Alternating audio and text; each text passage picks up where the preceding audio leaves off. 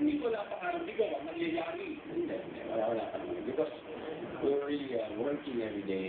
Lahat ng mga ginagawa namin puro trabaho at bihira na namin ma-entertaining thought of having a personal life. Ayaw magbigay ng detalye ni Dindo tungkol sa napabalitang problema nila ni Karil na nauwi na raw sa hiwalayan. At nang tanongin siya kung ano ang status nila ni Karil. Same. Kung ang status namin, we will, like what I said, we agreed na we will answer all the questions that people have been asking.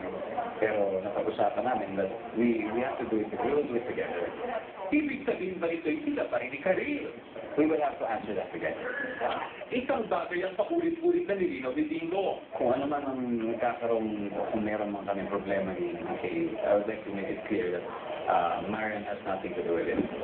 Pati ang isyong namamangkaraw siya sa dalawang ilog ay sinalita ni Dindo. Hindi totoo yan. At siguro, pag nalaman nila yung katotohanan in time, matuprove sa kanila na may yung iniisip nila at may yung sinasabi nila.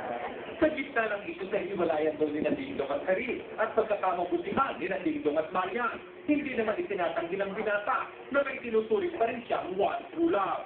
There a woman that you can say that she's the one true, of course. Of course. Kaya ni Kay.